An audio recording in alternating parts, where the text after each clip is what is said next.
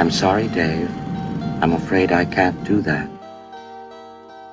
Je vais lui faire une offre qu'il ne pourra pas refuser. Can she be late for her cinema show? Antoine Doinel, Antoine Doinel, Antoine Doinel, Antoine Doinel, Antoine Doinel, Antoine. Le monde se divise en deux catégories. Ceux qui ont un pistolet chargé et ceux qui creusent. Toi, tu creuses. Parlez-vous, con de mime! Je suis un homme.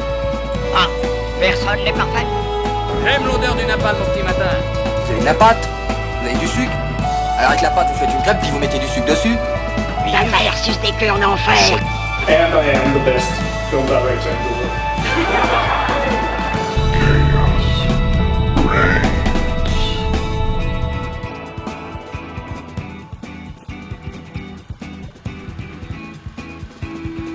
Bonsoir à toutes et à tous et bienvenue dans The Cinema Show, votre émission 100% cinéma sur Radio Campus Montpellier.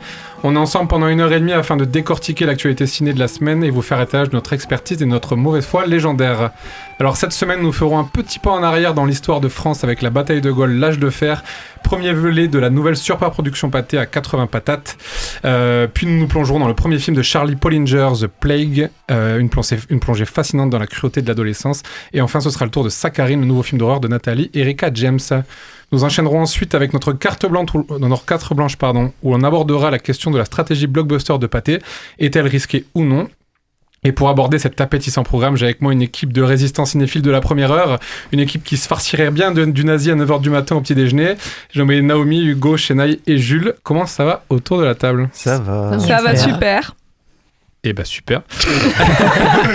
On salue également nos chevaliers du côté obscur, Yanis à la régie et à la vidéo, le duo de choc, Elsa et Simon. Vous savez, la Coupe du Monde commence demain. On va jouer un petit tour des jeux et pronostics autour de la table. Est-ce que vous avez votre petite idée du vainqueur de la Coupe du Monde ? Moi, je pense le vainqueur, ça sera celui qui gagne. Merci. Yes. Profond. Je sens qu'il y a une appétence pour le football autour de la table. Ça vibre. Moi, je suis encore un peu dans le déni, donc j'ai envie de penser que ce sera l'Italie, mais au fond de mon cœur, je sais qu'il faut soutenir la France. Oui, effectivement. Pourquoi tu veux soutenir l'Italie ? Parce qu'ils ne sont pas qualifiés. Ah. Ok. Voilà, vous l'entendez, il y a beaucoup de volonté autour du football. Bon allez, installez-vous confortablement, mettez-vous au frais, c'est parti pour 1h30 d'émission, on commence par les news de la semaine. Aujourd'hui, c'est Naomi qui est à l'honneur. Now, Buffalo's #1 news team. Good evening and welcome to Eyewitness News at 6. I'm Susan Ortega. And I'm Evan Baxter and here's what's making news. Et on ouvre ce mercato sur une annonce de projet qui nous vient de chez Sony Animation. Chaque nouvelle annonce du studio d'animation de Sony me font frétiller et je ne dois pas être la seule. Après nous avoir sorti le sympathique Goat cette année et nous avoir béni les yeux avec les chefs-d'œuvre que sont Into et Across the Spider-Verse, le studio s'attaque maintenant à une franchise iconique, Ghostbusters. Annoncé sur X le 6 juin dernier, le studio prévoit l'élaboration d'une série dont le titre est déjà connu, Ghostbusters Night Shift. Alors je vous cache pas que le titre me renvoie des petites vibes de FNAF. Après la morsure de 87, nous aurons le droit à la manifestation paranormale de 2026, qui sait. Et là, je viens de perdre tous ceux qui ont plus de 30 ans et ceux qui n'étaient pas des ados harcelés et boutonnés au collège. Enfin bref, Sony affirme être en collaboration avec Netflix sur ce projet et la série sortira courant 2027 sur la plateforme de streaming Rouge. Mais bon, on connaît Sony Animation et le respect des dates de sortie, c'est pas toujours ça. Est-ce que vous vous rendez compte que il faut sortir Beyond the Spider-Verse. J'en peux plus d'attendre. J'étais encore mineure quand Across the Spider-Verse est sorti. Est-ce que vous vous rendez compte ? Oui, bon bref, il y a des annonces de casting peut-être ? Pardon, je me suis laissée emporter. Restons aux États-Unis car c'est Gus Van Sant qui nous donne des nouvelles de lui peu de temps après son dernier film, La corde au cou, qui fut, un échec cuisant puisqu'il a apporté un peu moins de 4 millions de dollars au box-office. Mais le réalisateur est loin d'avoir dit son dernier mot. Alors, virage à 180, semble-t-il, il part sur une toute nouvelle piste scénaristique en s'emparant du phénomène Hoyt Richards. Premier supermodèle de l'histoire. Selon ses dires, Gus Van Sant compte s'intéresser à l'ascension fulgurante de Richards dans le monde de la mode, mais aussi sa descente aux enfers à travers la secte apocalyptique Eternal Values. Finalement, on ne s'éloigne pas trop de l'ambiance thriller qui plaît tant au réalisateur. Pour jouer Richards, c'est Nicolas Galitzine, à l'affiche du film Les Maîtres de l'Univers qui a été choisi. Mais vous l'avez aussi peut-être vu dans Mary and George, aux côtés de la plus belle femme du monde, Julianne Moore, ou encore dans My Dear Fucking Prince. Pas de date de sortie pour le moment. Et du côté de la France ? Et c'est Franck Dubosc qui fait parler de lui avec l'annonce du casting de son prochain film.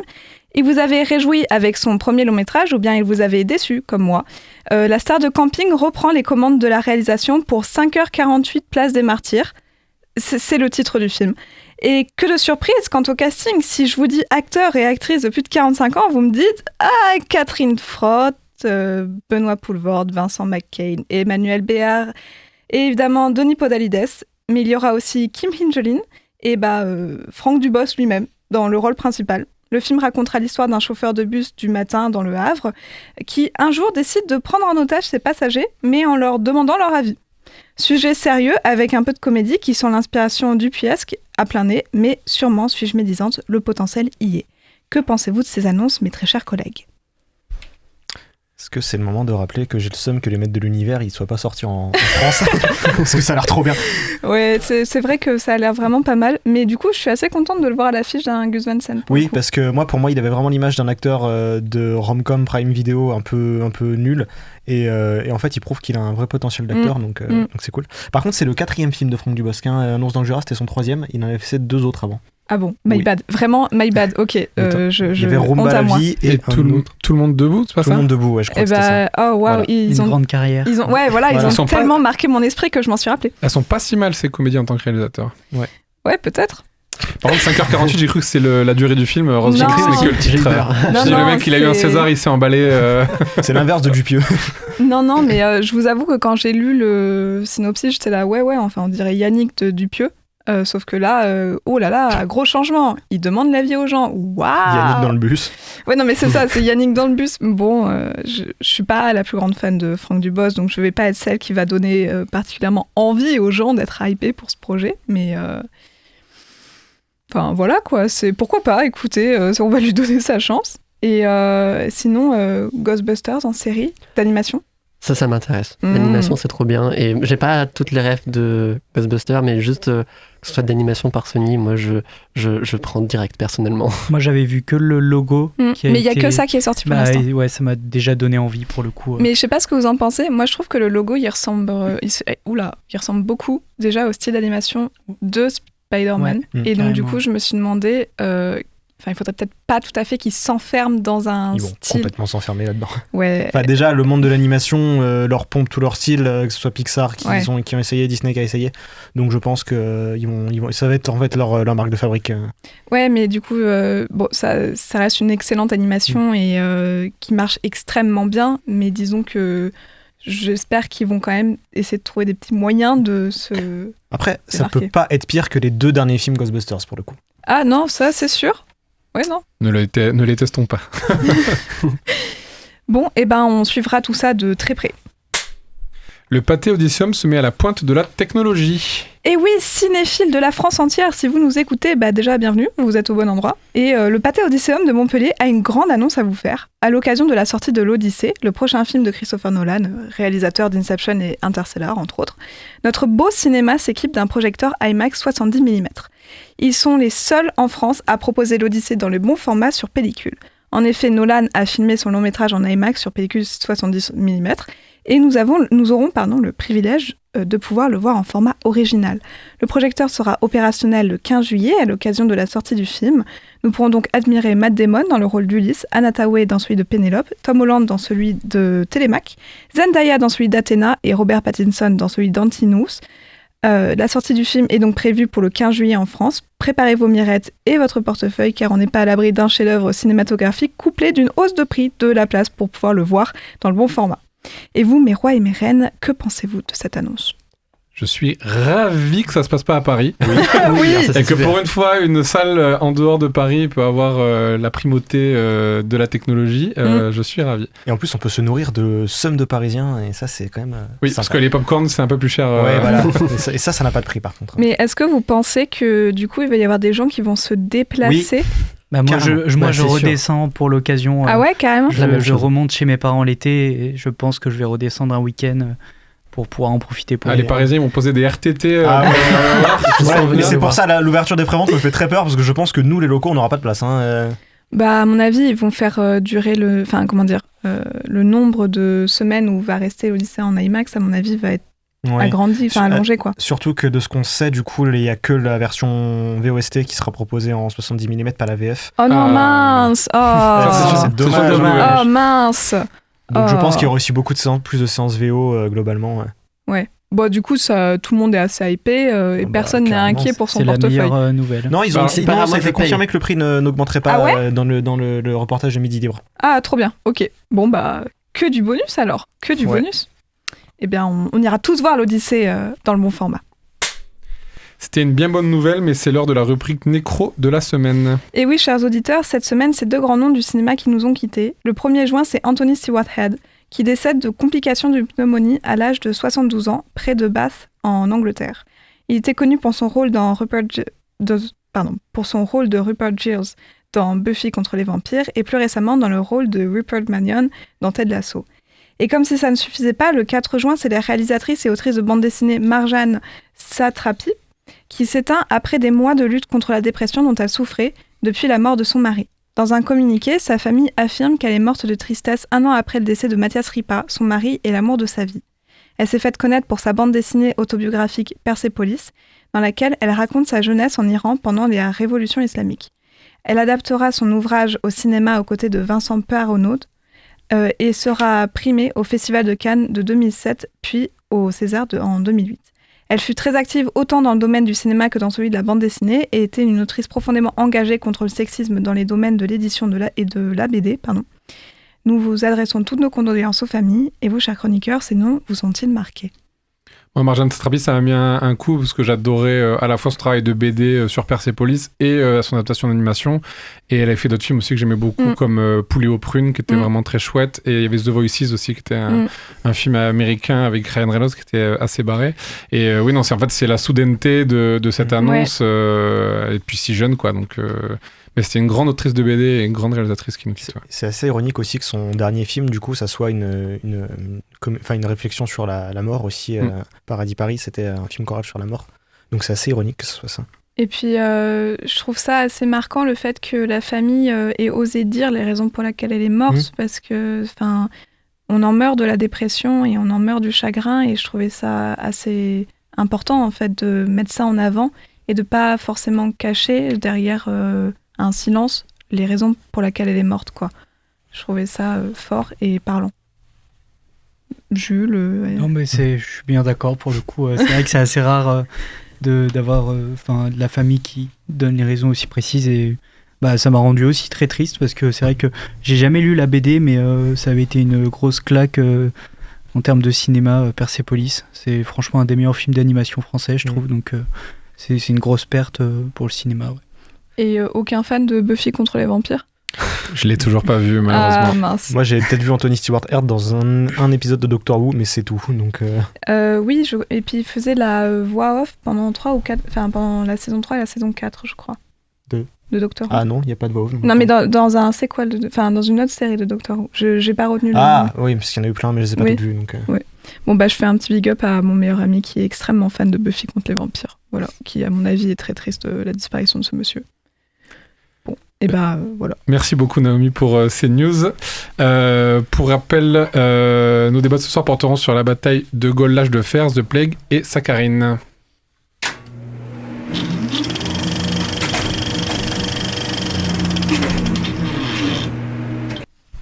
Hey, j'ai une petite question pour vous. Comment appelez-vous un pays qui a comme président un militaire avec les pleins pouvoirs, une police secrète, une seule chaîne de télévision et dont toute l'information est contrôlée par l'État ? J'appelle ça la France, mademoiselle. Pas n'importe laquelle. La France du général de Gaulle. Bande annonce. Your quixotic general taught us one thing at least. He's useless. It's clear now de Gaulle's kingdom, so-called empire, hasn't any subjects.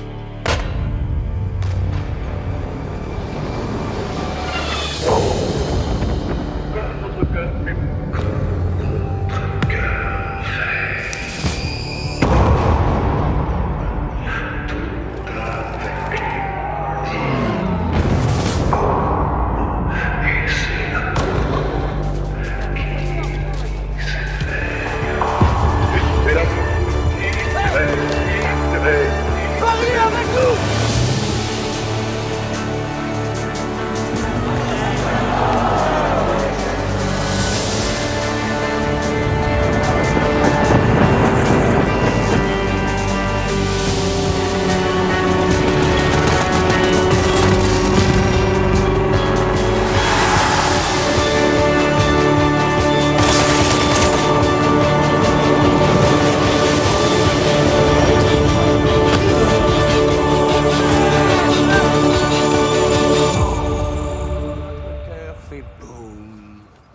avec lui, dit boum. Et c'est la rage qui s'éveille. Boum. Juin 1940, la France s'effondre et signe l'armistice. Au milieu du chaos, un homme refuse de céder. Seul contre tous, ce général inconnu s'échappe vers Londres pour sauver ce qu'il reste d'un rêve, la liberté. Sans armée, sans appui, sans espoir. Mais avec une folle conviction, la France, sa France, n'a pas déposé les armes. Il tente son ultime pari, convaincre le monde que la bataille de France n'est ni terminée, ni perdue. On retrouve un casting français XXL, Simon Abkarian dans le rôle du général de Gaulle, Mathieu Kassovitz, Karim Leclou, Benoît Magimel, Anna-Maria Bartholomé, Nils Raeder et bien d'autres. Hugo, est-ce que cette version du général de Gaulle par le papa du Chant du Loup t'a séduit ? C'est compliqué. Je suis content de voir que le cinéma français accepte de prendre le pli de mettre beaucoup de pognon dans des projets ambitieux et tout. Mais ça serait bien de bien utiliser l'argent parce que là, je sais pas trop dans quoi il dépassait l'argent. Là. C'est un peu compliqué comme film parce que déjà j'ai un problème avec le fait que ça prenne une approche Marvel pour raconter l'histoire parce que en fait les figures historiques c'est pas des super-héros. Enfin ça demande un peu plus de rigueur un film historique par rapport à un film de super-héros ou par rapport à n'importe quelle autre fiction. Et du coup faire du général de Gaulle, cette espèce de Nick Fury qui va assembler sa résistance, ça me paraît pas être super pertinent. Il y a ce plan là où il met sa casquette. On dirait Iron Man qui baisse son masque dans Iron Man 1. C'est filmé de la même manière. C'est vraiment filmé de la même manière, ouais. Et du coup, je sais pas. Et en plus surtout que je trouve que le film se voulait épique, mais toutes les scènes de bataille, je trouve qu'on voit pas grand chose. C'est un petit peu comme si ils avaient pas trop envie de filmer des batailles. Berkheim, il y a pas vraiment d'affrontement. On est plus sur du gros plan. Il y a aucune ampleur en fait cinématographique. Du coup, on se passe beaucoup plus de temps à suivre des gens dans des bureaux pendant 2h40 qui discutent. Et c'est un peu redondant parce que c'est genre De Gaulle va avoir un plan de génie, ça va foirer, les Anglais vont le désavouer, puis il va revenir en faisant du forcing, du coup les Anglais vont lui refaire confiance, ça va refoirer. Et c'est hyper répétitif. Est-ce que ce serait pas une ex-toxique Ouais, De Gaulle un peu, ouais. J'ai aussi un problème aussi avec la manière dont sont représentés certains personnages. Je trouve que Pétain est vraiment filmé comme si c'était Palpatine et je trouve ça problématique. Parce que, c'est un vrai gars qui a existé. En fait, ça sert à rien d'essayer de romancer le gars. Montrez-le tel quel, quoi. Jules, est-ce que toi, cette version un peu du général de Gaulle, quelque chose qui t'a un peu plus séduit qu'Hugo ? Ouais, un peu plus quand même. J'ai pas été aussi exigeant pour le coup. J'y suis vraiment allé à l'esprit que j'allais voir un gros blockbuster qui cherchait pas à me faire de leçons d'histoire. Moi, la plupart du temps, quand je vais voir des gros films américains qui ont comme sujet une thématique historique comme des Ridley Scott, je vais pas attendre à avoir une leçon d'histoire. Donc, pour le coup, ça m'a pas dérangé cet aspect autour du général de Gaulle qu'on va faire comme un super-héros, ce genre de choses, parce que ça m'étonne pas, en fait, de la part de Pathé qui met 80 millions dans le projet. Ils allaient pas en faire un personnage faible ou ce genre de choses. Et pour le coup, moi, les batailles, je les ai trouvées plutôt impressionnantes. J'ai ressenti l'ampleur des batailles. À Birkenheim, j'ai vraiment ressenti le fait que c'était au milieu de nulle part, qu'ils étaient seuls face à une armée entière. Alors peut-être qu'on ressent pas assez à certains moments qu'il y a un décalage avec le nombre de Français qui sont présents sur place. Mais mis à part ça, je trouve que les batailles étaient plutôt bien mises en scène. Et moi, le récit coulait bien. C'était vraiment agréable à voir pour le coup. En termes de scénario, c'était plutôt bien construit, je trouve. Donc toi, tu trouves que les effets visuels pour... Alors, 80 millions, c'est pour les deux films. Ouais. Donc, on pourrait dire que ça a peut-être coûté 40 si on coupe la part en deux. Mais tu trouves que donc, pour un film de cette ambition-là, je parle économique, on retrouve l'argent sur l'écran. Ouais, je trouve, franchement, il y a des décors assez impressionnants et pour les batailles, c'est assez généreux. La plupart du temps, franchement...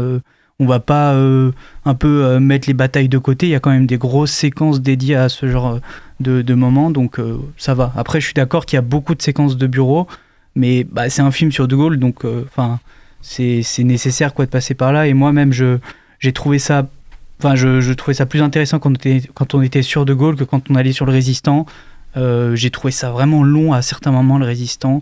J'ai plus son nom. Mais il a un nom compliqué aussi. Ouais. Oui, je l'ai perdu, mais oui. Fernand. À part sur la fin, du coup, on sait son objectif et pourquoi il est... Justement, quand tu découvres du coup quel était l'objectif de ce personnage dans l'histoire depuis le début, tu te dis du coup pourquoi en avoir fait le fil rouge du reste de l'histoire, parce que du coup, ça je suis d'accord. Enfin genre tout ça pour ça, c'est une anecdote en fait. Se passer de ce personnage et se focaliser sur... oui et non, hein, parce que c'est pas... Enfin il a existé. Hein. Non bien sûr, mais je trouve que dans le film, on essaye de construire toute la résistance sur place en France avec ce personnage. Alors que on aurait pu s'en passer, je trouve, c'est tout. Après, la problématique aussi, c'est qu'ils utilisent des personnages, mais aussi, moi, l'une des grosses problématiques que j'ai avec le film, c'est sa manière de réécrire un petit peu l'histoire, un petit peu beaucoup, notamment ce personnage-là, qui est montré comme un résistant de la première heure, quelqu'un qui est animé par la République, etc. Il faut savoir quand même que c'était un mec qui a grandi avec les idées royalistes. Ouais. Et du coup, je trouve que le film se permet quand même beaucoup de liberté par rapport à l'histoire. Je trouve qu'il écrit aussi constamment, ses ressorts scénaristique en fonction de Gaulle, c'est-à-dire qu'en gros, De Gaulle, selon le film, aurait tout prévu avant tout le monde, aurait tout senti avant tout le monde et aurait tout anticipé avant tout le monde. Moi, je trouve que vraiment, il y a très peu de doute là-dessus, dans la manière dont j'ai ressenti ça dans le film. Mais toi, qu'est-ce que tu as pensé, Naomi ? Non, juste, je suis pas sûre d'être d'accord sur le fait que De Gaulle aurait tout prévu avant tout le monde. Pour moi, c'est juste que c'est peut-être une façon assez maladroite que le film a de pas essayer de nous avoir en mode haha, on va essayer de deviner ce qui va se passer, un peu comme on avait vu dans Nuremberg où y avait eu cette espèce d'impression de le film a essayé de nous faire croire que, alors que c'est déjà arrivé et donc du coup on peut pas être surpris par un fait historique. Moi j'avais plus l'impression que peut-être ce qui peut donner cette image au personnage de il a tout prévu, c'est que en fait les événements sont écrits à l'image de ses idéaux, c'est-à-dire que le personnage de Gaulle, il est vraiment attaché à son principe de la République, les Français, la France, et donc forcément que tous les événements qui arrivent autour de lui correspondent à la République, les Français, la France. Et donc pour moi, c'est là qu'on trouve le truc de oui, est-ce qu'il aurait tout prévu ou pas. Je suis un peu moins sévère que vous deux aussi sur... J'ai pas fini après. Mais... my bad. J'en ai d'autres dans la valise. Mais disons que pour le coup, moi, je vois très bien où est parti l'argent, que ce soit sur déjà les caméras, la musique, les explosions, les décors, le casting, parce qu'on a parlé du fait que le casting, à mon avis, il a dû coûter bonbon. Mais par contre, je trouve que le film s'épuise quand même beaucoup et je me suis demandé qu'est-ce que le film essayait de nous raconter ? Parce qu'il sort pas à un moment complètement anodin, vous voyez ? C'est-à-dire que je me suis demandé quand même pourquoi est-ce qu'on nous fait un film de résistants ? Et pourquoi on ne raconte pas vraiment l'histoire de la résistance ? Parce que comme vous l'avez dit, moi, suivre Fernand pendant je sais pas combien de temps, j'étais là, ça y est, hein. Franchement, jusqu'à ce que la fin arrive, et j'étais là, d'accord. Mais sinon, tout le long, j'étais là, tu me saoules, casse-toi, je veux voir ce qui se passe avec De Gaulle. Et en fait, j'ai trouvé que c'était très dommage parce que ça aurait été une super occasion de montrer à quel point, en fait, on n'était pas résistant du tout. Genre, non. Enfin, du coup, je me suis demandé vraiment qu'est-ce que le film essayait de faire. Est-ce qu'ils essayaient de raviver l'histoire que De Gaulle a essayé de raconter quand il est arrivé président, c'est-à-dire que tous les Français étaient des résistants, ce qui n'est pas vrai du tout, et maintenant on le sait. Ou alors, est-ce qu'ils essayaient de raconter quelque chose à la jeunesse ? Parce que quand même, la résistance en France est portée par la jeunesse dans ce film. Et je sais pas, moi j'ai été très balancée entre ok, est-ce qu'ils sont en train de nous dire que yes, let's go, soyons résistants, ou non, parce qu'en fait si vous êtes résistant, vous devez être patriote. Donc, je sais pas, j'ai eu des impressions un peu étranges quant au propos du film en fait direct. Ouais, et puis c'est paradoxal parce que le film a été présenté au Festival de Cannes, dans lequel il y avait aussi Notre Salut d'Emmanuel Mar qui parlait justement de la France collaboratrice. Collaborationniste plutôt d'ailleurs, je dirais. Et du coup, c'est vrai que c'est bizarre même sur le traitement où il y a Notre Salut, on en parlera sûrement plus tard dans l'année, a un traitement très assez factuel, très épuré et très sincère aussi sur la manière d'aborder ça. Les Rayons et les Ombres aussi en début d'année. Oui, aussi c'est vrai. Bien. Et moi que j'aime beaucoup aussi. Et mais là, il y a vraiment une volonté une volonté romanesque de faire une grande œuvre, on va dire, mais en même temps je trouve que le film a le cul constamment entre deux chaises parce que j'ai l'impression qu'il sait jamais quel De Gaulle raconter. Il les gratine un petit peu, après il en fait une figure imposante, charismatique, après il en fait une figure ridicule, après il en fait il y a ça, et j'ai l'impression qu'il y a à la fois donc il sait pas trop quel De Gaulle raconter, et en même temps il a le cahier des charges de Pathé qui lui a dit mec, t'as 80 millions, faut que tu nous fasses le gros film de l'été, le gros blockbuster avec des explosions et tout.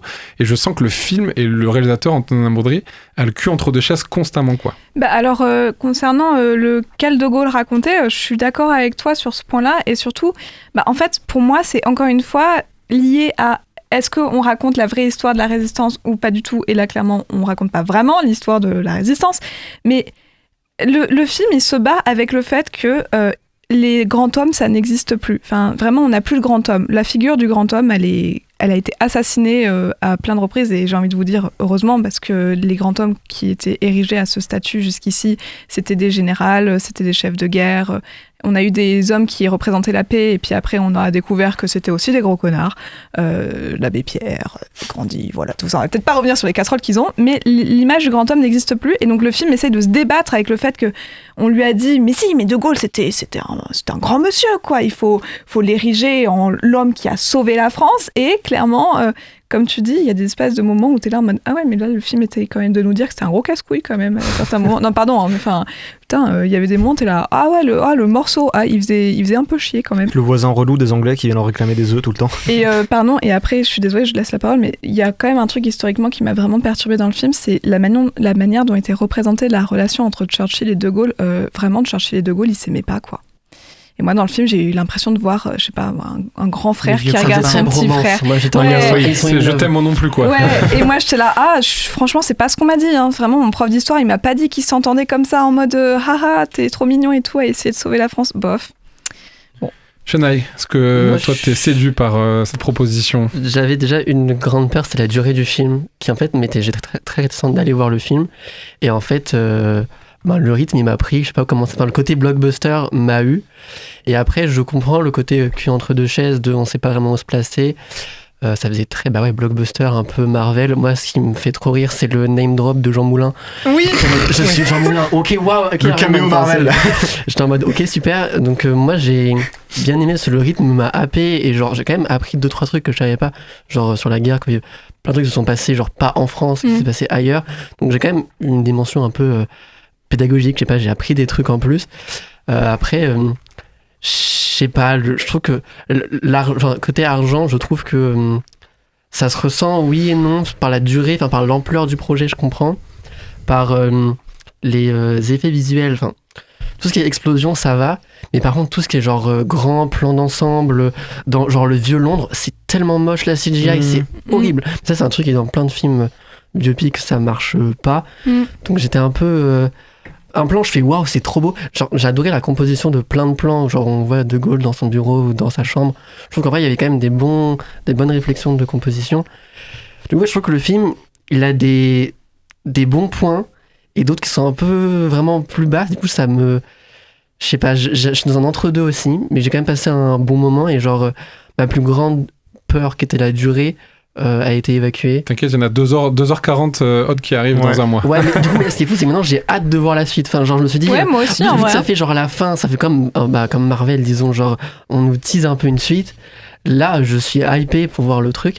Après, je sais pas si beaucoup de gens vont mais c'est clair être hypés. Ça reste un schéma giga efficace, hein, pour le coup. Moi, je trouve que c'est toujours prenant, quoi, ce schéma du blockbuster. Même si, ça traîne de nombreux défauts, toujours.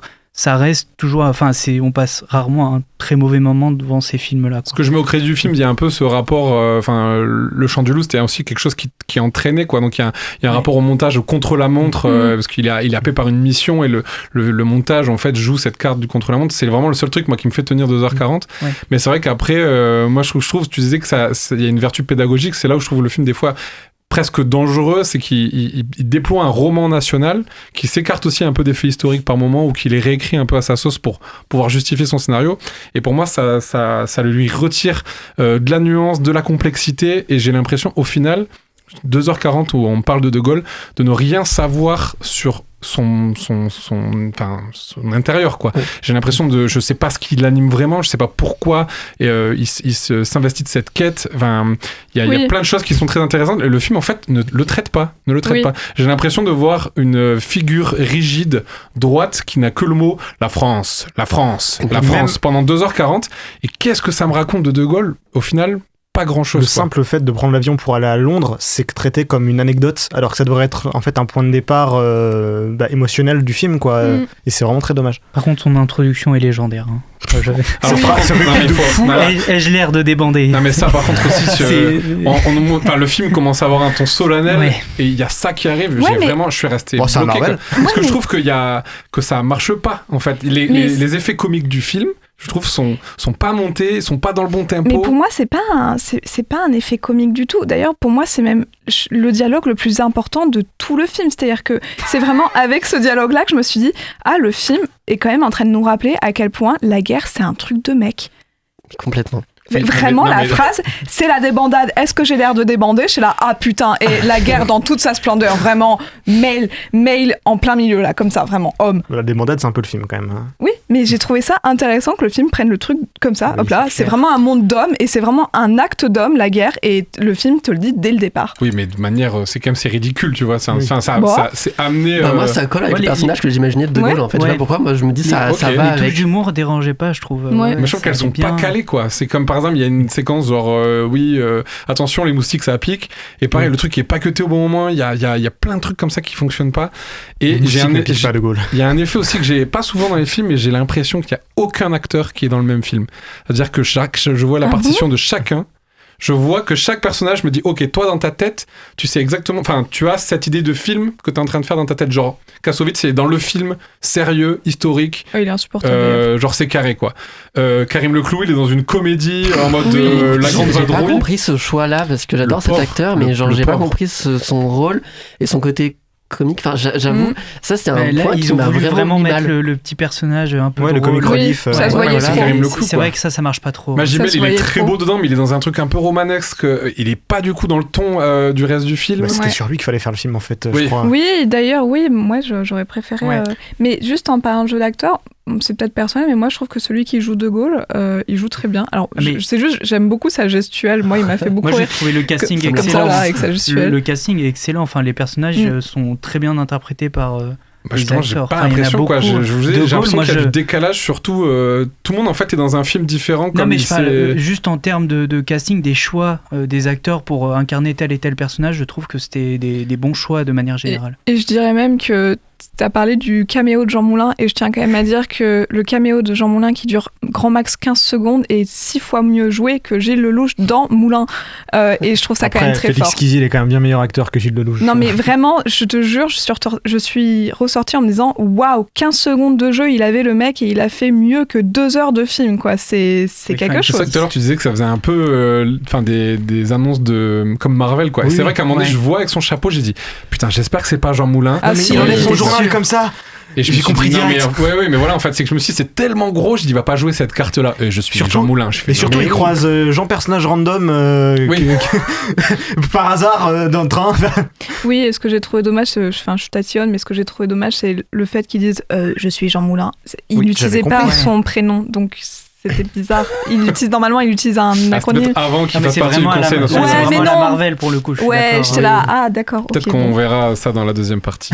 Bon, vous avez compris, on est quand même plus ou moins mitigé. Il y a du pour, il y a du contre. Donc on vous laissera faire votre avis en salle. Et on a le temps de passer au deuxième film. Auréolé du Grand Prix au Festival de Deauville en 2025 et précédé d'une très bonne réputation, le premier film de Charlie Pollinger a enfin trouvé le chemin de nos salles. Réputation à la hauteur ou pas, on vous dit ça après la bande-annonce.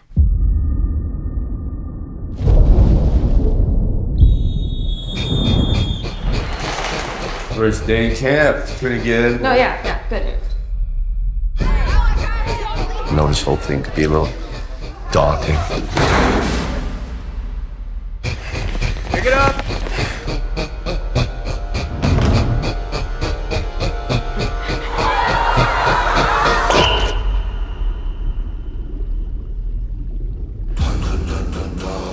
So what's with Eli?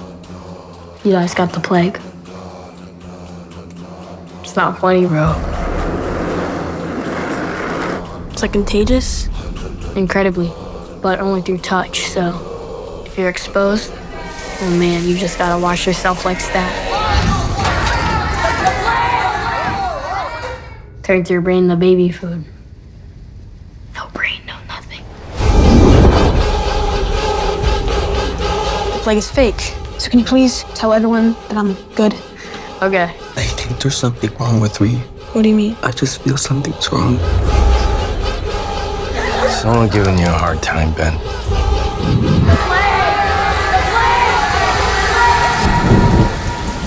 Why are you doing this to me?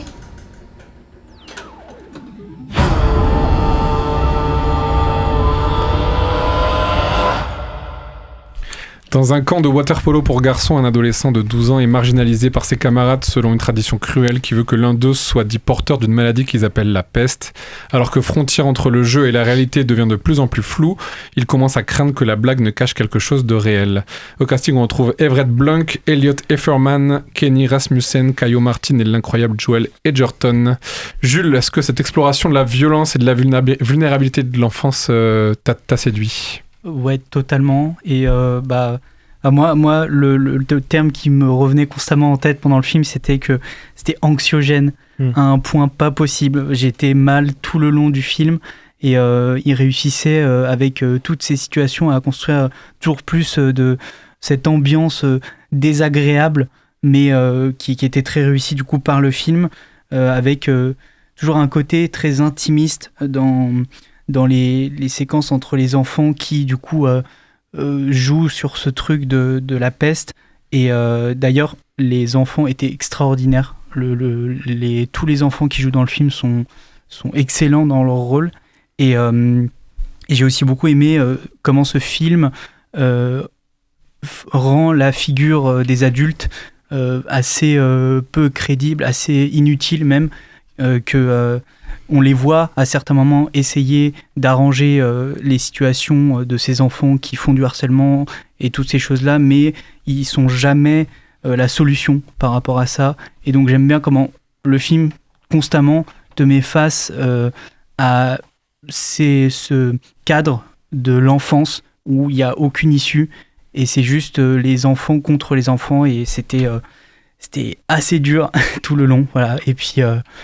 Et puis j'ai aussi adoré les séquences musicales parce que je suis un énorme fan de Moby, et du coup en entendre au cinéma c'était merveilleux. Et puis les séquences, il y a 2 séquences qui utilisent la musique de Moby et c'était vraiment merveilleux.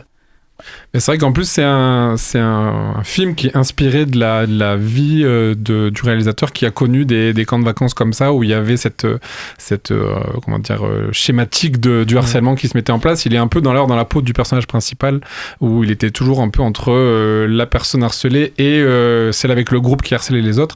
Du coup c'est pour ça je pense que cette mécanique scénaristique elle est quand même très bien huilée. Ouais. Naomi, est-ce que toi aussi c'est quelque chose qui t'a touché ? Oh là là, c'était absolument incroyable comme expérience. Tout dans ce film est assez génial. J'ai pas mal de choses à dire, mais je vais faire en condensé. Alors évidemment, comme Jules l'a dit, c'est tellement anxiogène que ça en devient maladif. Moi, je vous cache pas que j'ai eu envie de vomir pendant toute la séance. Et j'ai mis du temps à accepter de rentrer dans l'histoire et de ressentir ce que le film voulait que je ressente, parce que le gros PTSD qui revenait, il était hardcore, quoi. Enfin, vraiment... J'étais là, oulala, est-ce que j'ai vraiment envie de me rappeler ce que ça fait d'être harcelé ? Des expériences que, à mon avis, chacun a vécu d'une manière ou d'une autre, je sais pas vous, mais voilà. Mais par contre, d'un point de vue cinématographique, tout dans ce film est là pour me plaire. C'est-à-dire que c'est un des films qui a le mieux utilisé son inspiration de Kubrick et de The Shining que j'ai vu depuis très longtemps. Ouais. C'est-à-dire que ce soit l'utilisation de la musique, des espaces liminaux, des fondus des gros plans sur les visages et puis pas fondus sur les environnements, et puis les ralentis. Ouais, vraiment, sur ce point-là, j'ai rien à dire. C'était incroyable. L'image est magnifique. Et qu'est-ce que les acteurs, ils jouent bien. J'avais l'impression de faire partie d'eux et j'étais là, non, je veux fuir, je veux pas du tout être avec vous. Et puis on passe son temps à être empathique avec le personnage principal et puis en même temps avec le personnage harcelé. Et puis j'ai bien aimé le fait que le film prenne le parti de pas vouloir tant expliquer que ça le comportement du harceleur et ne veuille pas prendre le parti de non mais vous comprenez, il a une enfance difficile, parce qu'il y a des choses qui sont pas acceptables, et notamment ce qui se passe dans ce film est absolument pas acceptable, et le harceleur doit être puni. Et autre chose, je reviens sur sur l'utilisation des espaces liminaux dans le film. J'ai trouvé ça extrêmement bien choisi parce que le principe des espaces liminaux, c'est de donner l'impression de la disparition de l'humanité et au sens très large du terme, que ce soit physique comme émotionnel, l'humanité empathique. Et donc, ça en devient littéralement un enfer comme ce que fait vivre les personnages. Et donc, les personnages peuvent extrêmement bien évoluer là-dedans. On les voit autant qu'on voit les décors et ça laisse la place à tout. Bref, ce film est un chef-d'œuvre pour moi. Chef-d'œuvre. Ah oui, chef-d'œuvre. Ouais. Moi, je trouve que le film joue très intelligemment aussi avec le genre, c'est-à-dire qu'en vrai, il a la base du scénario qui est très très solide, je trouve, et il se permet justement de jouer un peu avec le genre, de distiller des petits éléments à la fois du body horror, du thriller, et du coup, ça donne un aspect assez sensoriel au film, je trouve, qui m'a moi vraiment beaucoup plu. Et Shanaï, est-ce que toi, ça t'a intéressé cette partie? Moi, je suis passé à côté du film. Oh là là. En fait, j'avais pas d'attente, mais j'avais rien lu avant, ni aucune image, etc. Et je m'étais imaginé avec juste l'affiche et le titre quelque chose. Ça n'a pas été ce que j'ai vu.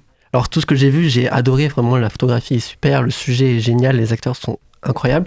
Mais juste, vu que c'était complètement aux antipodes de ce que je m'étais préparé mentalement à voir, en fait, j'ai pas réussi à rentrer dedans. J'arrivais pas à être happé par la tension qui était mise dans le film. Alors qu'en fait, je pense que si j'avais pas pensé trop en amont le film, je pense que j'aurais pu adorer et être comme toi, à rentrer vraiment dedans et kiffer, parce que c'est vraiment des sujets qui me touchent. Et même la manière comment c'est filmé, les plans dans l'eau qui, moi, m'ont foutu des claques, etc. Je me sens un peu bête de pas être rentré dedans, en fait. Car vraiment, j'aurais trop aimé avoir cette sensation-là et de me laisser encore plus rentrer dans le sujet du harcèlement, etc. Après, que dire, à part que les acteurs, les jeunes enfants jouent extrêmement bien. Genre, tout était hyper crédible. Et comme tu dis, j'ai bien aimé aussi le fait qu'on n'essaye pas de justifier pourquoi le harceleur, il harcèle. Et aussi, ce qui est marrant, le personnage principal qui est, comme tu avais dit aussi, qui était harcelé, mais aussi un peu harceleur, et qui en fait passe son temps à naviguer entre les deux. Et ça, j'ai trouvé super. Au niveau écriture, c'est vraiment bien écrit. Et c'est tout, juste je suis passé à côté. Et... Des fois, c'est bien le revoir pour casser les attentes, parce que du coup, tu n'auras plus d'attentes. Ouais, voilà. Mais c'est vrai qu'il y a l'aspect cruauté de l'enfance est vraiment très bien traité. C'est vrai qu'on ne donne pas de justification sur pourquoi du harceleur. Et en même temps, sociologiquement, il y a cet effet de groupe où on sait que ça, c'est quelque chose qui pèse beaucoup dans l'époque du collège. Pour justement éviter d'être harcelé, des fois, on va du côté des harceleurs. Donc, le film jongle vraiment bien avec ça. Et toi, Hugo, qu'est-ce que tu as pensé de The Plague? Moi, j'en entends parler depuis longtemps en plus, parce que Lucas l'avait vu à Cannes et moi, j'avais été allé voir autre chose, donc j'avais un peu été dégoûté. Et il m'avait dit que c'était super, et du coup j'avais très très hâte de le voir, et franchement j'ai pas été déçu. Les scènes de piscine, on en a pas parlé, mais il y a des idées trop cool, notamment ces scènes de piscine à l'envers, où on a l'impression que donc c'est des filles qui font de la natation synchronisée, elles marchent sous l'eau, enfin c'est trop beau. Et ouais, je trouve que les gamins jouent super bien, et pourtant c'est pas facile de trouver des gamins qui sont très très bons non plus dans les films, ils sont toujours bons, mais pas non plus excellents. Et là, j'ai rarement eu autant envie de frapper un enfant, et Dieu sait que je suis pas quelqu'un de violent. Le rouquin, je l'aurais fait courir, moi. Non, franchement, je trouve qu'ils sont très très forts, et cette idée assez maligne au final de prendre pas forcément un parti, elle est très cool, parce qu'en fait, même si on a pitié pour lui, le gamin harcelé, il a quelque chose des fois de renfermé, où en fait on n'arrive pas forcément à communiquer, nous, spectateurs, avec lui, quoi. Et je sais pas ce que vous en pensez, mais pardon, je suis obligée de revenir à nouveau sur le gamin qui joue le harceleur. En termes de choix de casting, il est vraiment exceptionnel, parce que on le voit et puis on se dit, il a vraiment l'air d'un gars gentil et en même temps non, et il a ce regard. Petit sourire en coin aussi. Mais ce regard, quand il regarde le personnage principal et qu'il se rend compte qu'il n'arrive pas à dire les T parce qu'il a un accent, et d'un coup il te chope comme ça, et tu comprends qu'il a le regard de la personne méchante, où il va directement capter tes petites... ta faiblesse. Il te happe comme ça, et puis il a un regard qui, moi, m'a glacé le sang, et son personnage est suffisamment bien construit pour que l'entièreté de même des non-dits ou des toutes petites choses qui soient glissées puissent te faire peur aussi, et moi, ça a été la mention du grand frère à 2 reprises. Et d'un coup, je me suis retrouvée à nouveau collégienne où je me disais, je ne peux pas aller contre cette personne parce qu'elle a un grand frère et je me ferai péter la gueule, en fait, si je vais à son encontre. Et donc, tout ce personnage est écrit à la perfection. Tous, ils sont écrits merveilleusement, mais vraiment, lui, c'était quelque chose. C'est Caio Martin, je crois que c'est... Mais l'effet du groupe, même, de manière générale, je trouve qu'il est hyper puissant, quoi, parce que tous les enfants aussi derrière, qui le suivent et qui supportent le harceleur, genre, c'est hyper puissant et ça donne d'autant plus de puissance à ce personnage. Et même quand il se retrouve à devoir être insolent face à Joel Edgerton, tu dis ça va être plus compliqué parce qu'il a Joel Edgerton en face de lui, acteur qui a quand même une carrière et tout. Et non, il se débine pas, quoi. Il lui tient tête et donc du coup c'est assez fort, quoi. Moi, j'adore Joel Edgerton, Oui, c'est vraiment un acteur. Je trouve là pareil, il joue pas grand chose, mais il le joue avec une telle justesse. Les quelques scènes où il est, D'ailleurs, c'est grâce en partie à lui que le film a vu le jour parce qu'il l'a produit et il a accepté de jouer dedans. À la base, c'est peut-être même lui qui devait le réaliser. Et finalement, il l'a laissé. Merci à lui, je lui remercie. Merci au tonton de Luke Skywalker. C'est ça. Bon, vous avez compris, The Plague nous a touchés. On vous invite chaleureusement à découvrir cette pépite en salle. Jules, tu vas être content parce que c'est lors de notre première pause musicale. En 1995, Moby signe Feeling So Real, une déflagration électronique qui mélange rave, jungle, hard house dans un même élan viscéral. Un élan qui emporte aussi Ellie et Ben, les personnages de The Plague, dans une danse frénétique et libératrice. C'est maintenant à vous de vous laisser emporter par l'énergie folle de la perte de contrôle de Feeling So Real de génial Moby. Et on se retrouve après pour aborder le reste de notre programme.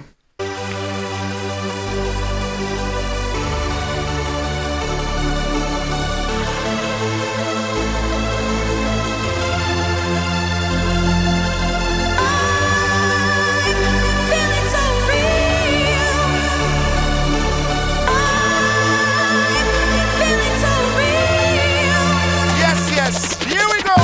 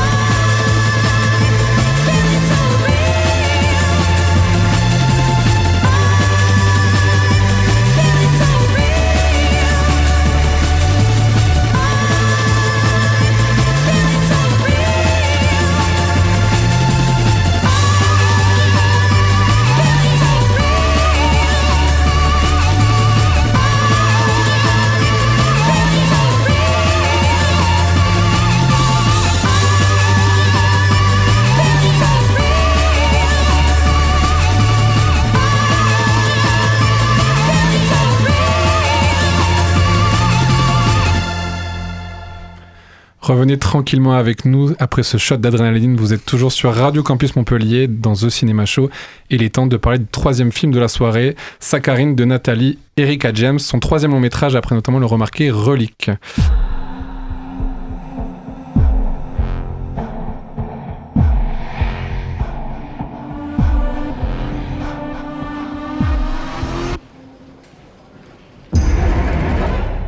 Thinking of signing up to do this thing.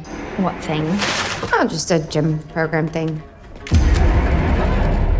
The reason why you can't lose the weight is because you can't stop. These generous donors will be your first patients. So mostly calcium phosphate. What? Human ash.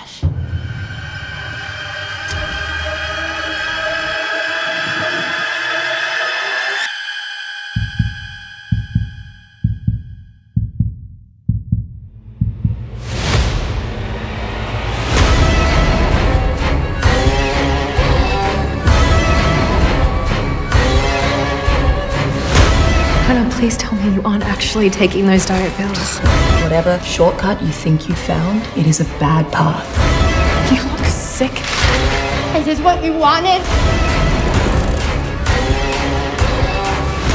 You're so skinny. Are you okay?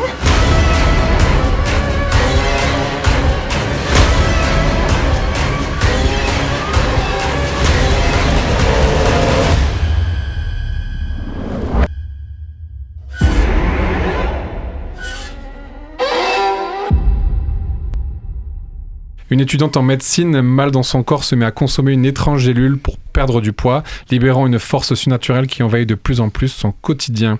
Au casting, on retrouve Midori Francis, Daniel McDonald, Madeleine Madden et Robert Taylor.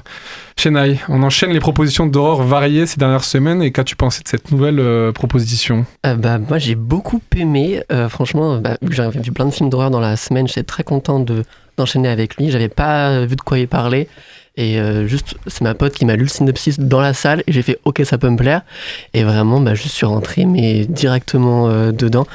C'est vrai que c'est un film australien comme The Plague, et je trouve qu'ils ont une bonne manière de développer leur sujet dans le cinéma australien en général.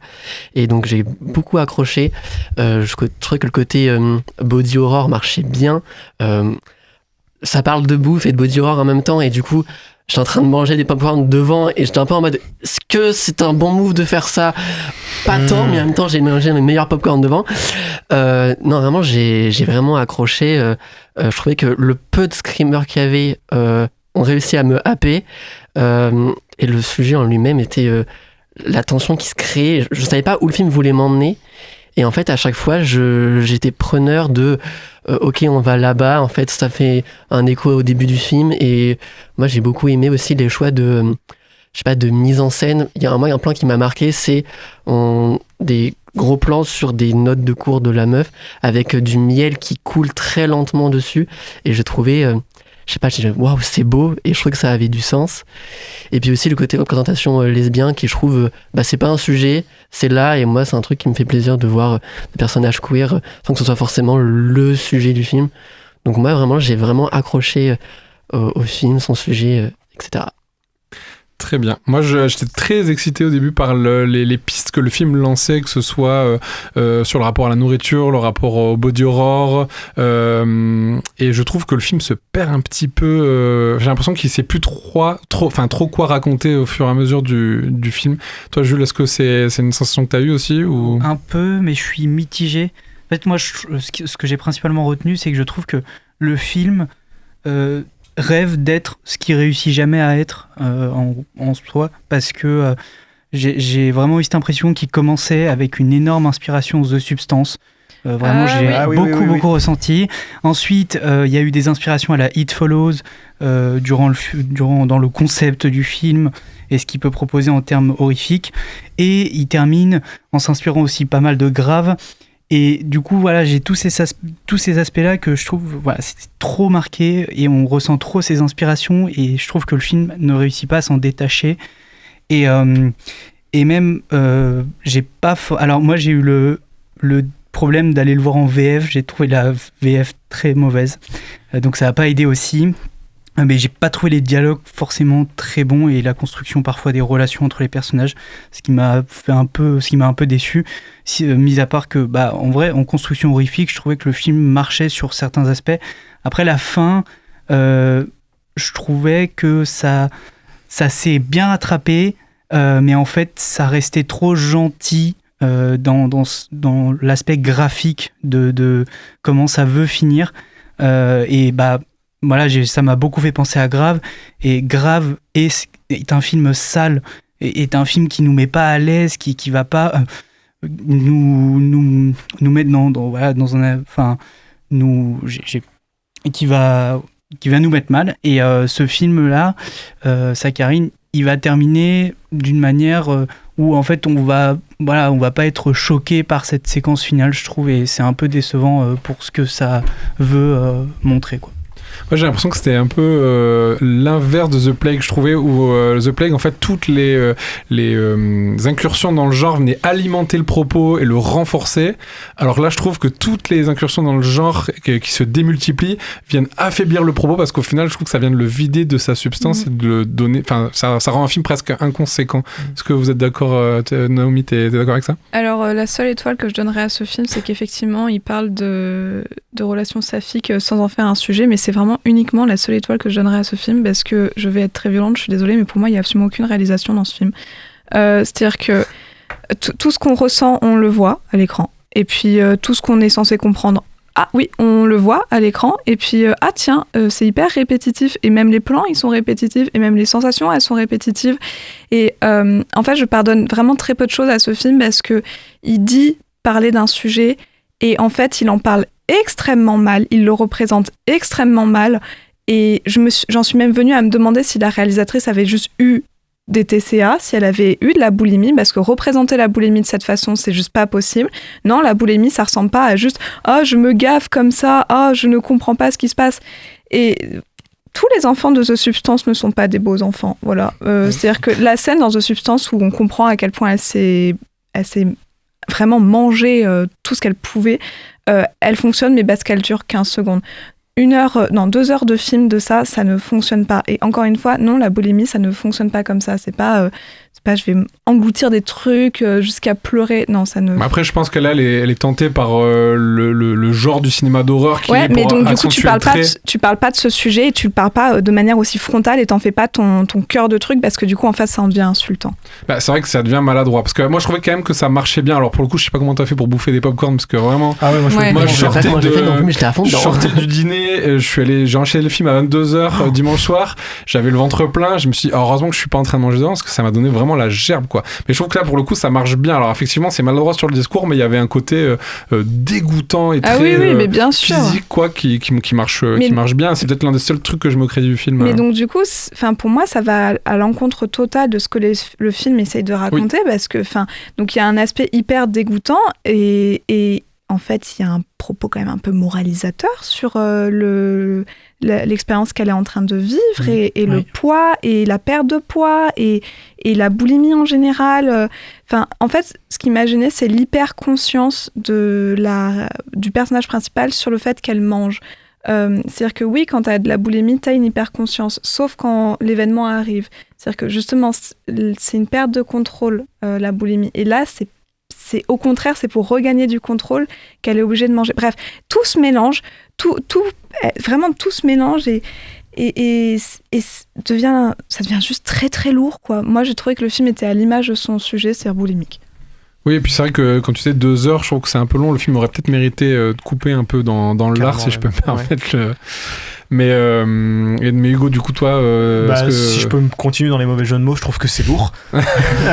Non, il y a un truc qui m'a vraiment gêné, c'est la représentation du père. Je trouve que c'est complètement... à vouloir le représenter comme un monstre, au début on veut pas le filmer, puis après en fait on le filme de manière complètement inconséquente, et qu'est-ce que tu veux dire à travers ça? Pourquoi en fait l'obésité du père, en fait c'est un rapport avec les TCA de la fille? Déjà faire le lien entre TCA et obésité, c'est pas des choses qui...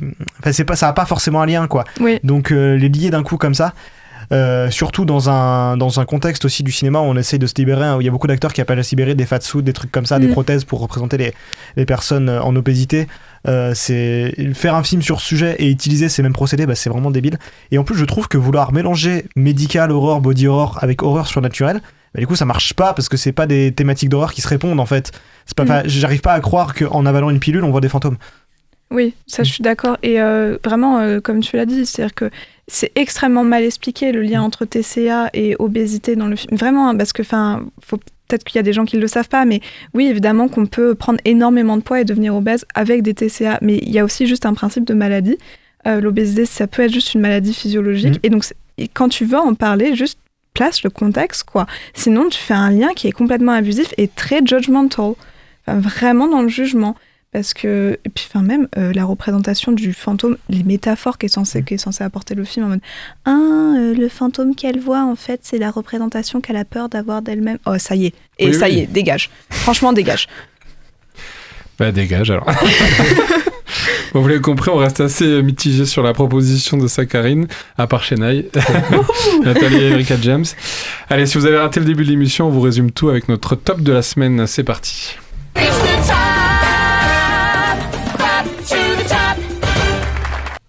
Et on commence par le top 1 de chaque chroniqueur, puis viendra le top 3 de l'équipe de TCS. Hugo. The Plague. Naomi. Le chef-d'œuvre qu'est The Plague. Jules. Surprise, The Plague. Chennai. Saccharine. Et moi, ça sera The Plague également. Est-ce que vous avez vu d'autres films cette semaine ? Non. Scary Movie, personnellement. Alors, qu'est-ce que t'en as pensé ? Parce que je l'ai vu également. J'avais que un souvenir du tout premier, et en vrai, moi, j'étais allé pour voir des conneries et beaucoup de références en boucle. C'est ce que j'ai vu, donc j'étais content. Après, c'est pas du grand cinéma, mais j'ai kiffé. C'est sûr. Oui, je suis d'accord, c'est vraiment très. Il y avait une vanne en VF sur Parcoursup qui m'a eu. J'étais mort de rire. Ah, je l'ai vu en VO, moi, mais. En VF, il y a une vanne qui est adaptée avec Parcoursup. J'ai fait, c'est du génie. Non, c'est vrai que je trouve que voilà, ça reste l'humour bas du front des Scary Movie, mais je trouve qu'il utilise assez malinement les références et ça reste toujours de la débilité assez réjouissante.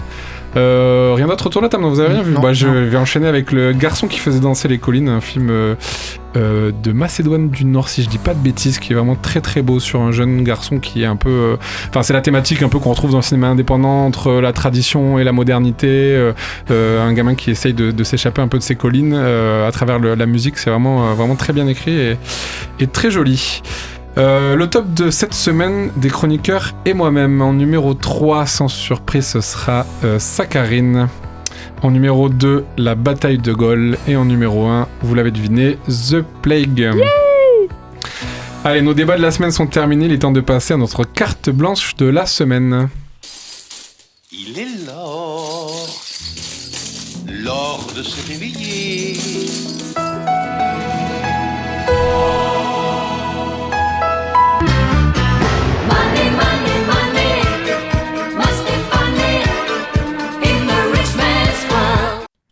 Bon, vous l'avez souvent reconnu dans notre jingle, le célèbre générique de Pathé, puisqu'aujourd'hui on va se poser la question suivante.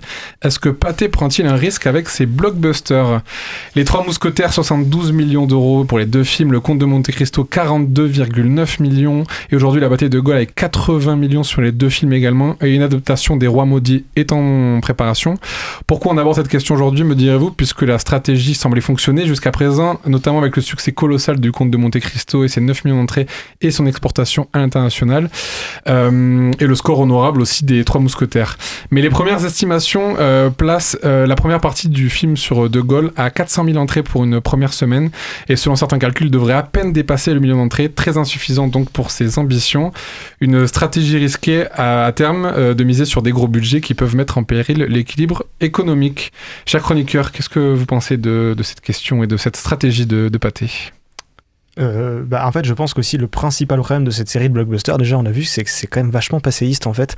C'est des classiques de la littérature, c'est des figures historiques, et donc du coup c'est sûr que ça va.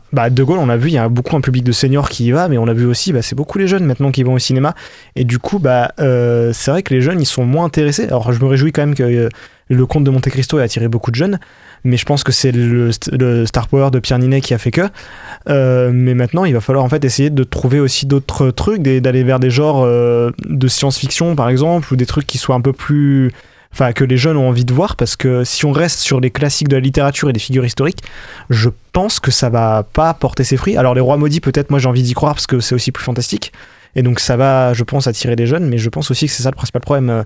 Il faudrait aller vers de la science-fiction et des trucs plus fantastiques pour attirer les jeunes. Après, il y a un Maroni aussi, quand même. Il y a eu je sais pas combien d'adaptations des Misérables. Oui. Enfin, il y a quand même des sagas de la littérature française qui reviennent assez fréquemment en salle. D'ailleurs, il y a une adaptation des Misérables qui arrive à la fin de l'année avec Vincent Lindon, Tahar Rahim, Camille Cotin et tout un gratin encore du cinéma français. Mais c'est vrai que ce qui est risqué, c'est que autant, je pense, la stratégie autour du Comte de Monte Cristo et Trois Mousquetaires est quelque chose qui à l'international parle, c'est des classiques de littérature. La figure de Gaulle, pour le coup, elle est assez très franco-français, ouais. Effectivement, et le marché français reste limité. C'est vrai que je pense que les 9 millions de Comte de Monte Cristo auraient peut-être suffi à rembourser le film, mais si on tape sur un film qui parle aux Français, dans lequel le succès en salle n'est pas au rendez-vous, et qu'il ne peut pas s'exporter à l'étranger, ça devient très risqué. Qu'est-ce que vous en pensez, Shanaï, par exemple? Moi, je suis d'accord sur le fait que je pense l'idée de faire des blockbusters comme ça, français, elle est pas mauvaise, elle est même très bonne. Je trouve mettre beaucoup d'argent dans des gros projets, faut qu'on essaye, faut qu'on tente des choses.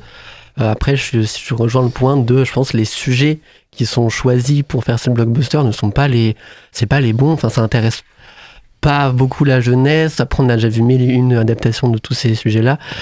Moi, j'ai été très content sur mal de tout ce qu'on a dit, à part De Gaulle que j'ai vu pour l'émission et Monte Cristo, qui pour moi, je trouve que ça a été le plus marquant, parce que j'ai des amis à moi du lycée qui n'aiment pas aller au cinéma, qui n'y sont jamais allés, qui se sont déplacés pour voir le film.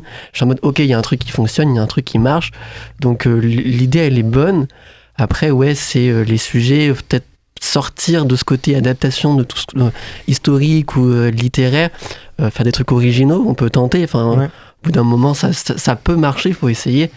Après, et aussi, je pense aussi qu'il y a aussi des problèmes de communication. Genre, je trouve que la bataille de Gaulle, niveau publicité qu'il y avait derrière, je la trouve pas à la hauteur des millions qui sont donnés pour faire le film. Enfin, c'est vrai que la campagne marketing a pas été non plus très moi, j'ai appris la sortie du film genre une semaine et demie avant. C'est beaucoup trop court. Et dans tous ceux que j'en ai parlé de mes potes qui sont eux-mêmes en cinéma, plein de gens n'étaient même pas au courant que le film sortait. Enfin, je veux dire, au bout d'un moment, donner un peu moins pour le film et un peu plus pour la communication, histoire de rééquilibrer un peu les choses. Parce qu'en fait, si tu fais des films avec autant d'argent et qu'en fait, tu dis pas que t'as fait un film, en fait, personne va aller le voir. Donc, le bouche à oreille, ça marche un petit peu, mais pas tout le temps. Donc, Et une des autres problématiques, c'est que quand on fait un film à 80 millions, on laisse pas la place à d'autres projets. C'est-à-dire que c'est à des projets gargantuesques qui vampirisent d'autres films, mais en fait qui ne laissent pas la place d'exister à d'autres films pour pâter, j'entends. Jules? Je suis assez d'accord avec ce qui a été dit jusque-là. Après, il y a aussi toujours ce truc de se dire que de toute façon, ils pourront pas avoir que des succès en misant sur... même avec un tel budget, et que c'est en faisant des tentatives, là ils en ont pas fait des tonnes, c'est assez limité pour l'instant, donc à voir avec les prochaines productions, mais il y a déjà eu d'assez gros succès, donc ils peuvent se permettre d'avoir peut-être des grosses productions qui marchent pas vraiment, pour peut-être préciser vers quoi ils vont se tourner pour leur prochain projet.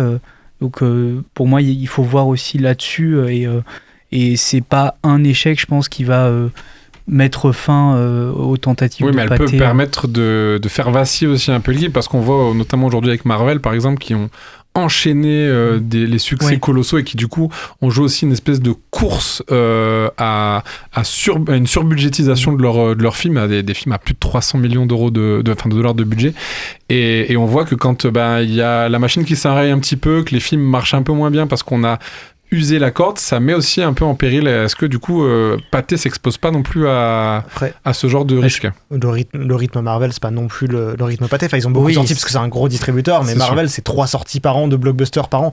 Pathé, pour l'instant, plus maintenant, et même le truc que ça tout était relié à chaque fois, qu'il fallait voir 36 films pour voir le nouveau. Et ça... Là, les nouveaux films Marvel qui sortent, qui sont un peu déconnectés du reste, ça marche, les nouvelles séries, etc. Enfin, genre, ça fonctionne. Donc en fait, c'est aussi la manière dont c'est produit que ça marche ou pas. Faut se taper 36 films pour comprendre le nouveau, c'est sûr que t'as pas envie d'y aller. Puis ça va faire 10-15 ans aussi qu'ils sortent des énormes blockbusters chaque année, donc c'est vrai que c'est pas du tout le même rythme et la même temporalité. Enfin, Pathé est plus récent sur les grosses productions, donc pour moi il reste à voir ce que ça va donner. Mais je trouve que c'est quelque chose quand même de bien qu'on ait de grosses productions en France. Ça fait quand même est-ce que plaisir. le cinéma français finalement a besoin de blockbusters, parce qu'on est quand même le cinéma qui s'exporte très très bien à travers le monde. On est le deuxième pays au monde. Et est-ce qu'on a besoin de ça? Je pense qu'on a aussi besoin de faire briller. Enfin, on a beaucoup de très bons techniciens, notamment dans les effets spéciaux. Et c'est dommage que ce soit les Américains qui les fassent briller aussi à chaque fois. Donc pourquoi pas? Ce serait pas nous. Après, Pathé prend aussi une place qui avait été laissée un peu vacante par Luc Besson. Donc c'est bien que ce soit plutôt Pathé que Luc Besson qui prenne cette place-là aussi pour mettre en avant le gros cinéma français ambitieux, quoi. C'est clair. Naomi, un avis sur cette carte blanche? Non, en fait, vous avez assez bien résumé ce que je pense aussi. Disons que je trouve ça intéressant, la question de la place sur le marché qui est à prendre. Je trouve que c'est une espèce de tentative, mais on dirait un chat qui avance et qui tape comme ça en mode « Ah, est-ce que ça marche? Est-ce que ça marche pas ?» Du coup, c'est à la fois t'as l'impression qu'ils y vont et à la fois t'as l'impression qu'ils y vont pas vraiment, parce que c'est timide. Le coup des films historiques sur films historiques, ça témoigne vraiment d'une volonté de pas tout à fait vouloir plonger la tête la première dans l'eau, quoi, parce que ça, c'est bien plus engageant de vouloir créer tout un univers, que ce soit de la science-fiction ou du fantastique ou trucs comme ça, que soit d'adapter une histoire qui a une histoire d'un roman ou l'histoire de la France. Enfin voilà, c'est pas du tout le même engagement. Maintenant, je trouve ça intéressant, effectivement, cette volonté-là de regarder, on veut être les prochains à produire des blockbusters de qualité, que ce soit au niveau de l'image ou du scénario. Alors oui, avec des erreurs. Mais est-ce qu'on va être au niveau? Je sais pas. Parce qu'il faut pas non plus oublier que ça fait quand même un moment qu'on entend quand même un peu que le cinéma français est pas à la hauteur en termes de budget, il met pas assez d'argent comparé à nos concurrents ou autres des autres pays comme les Américains. Donc, je sais pas, moi je trouve que la proposition est intéressante. Maintenant, je suis pas la plus grosse consommatrice de blockbusters, donc je me sens pas hyper légitime de...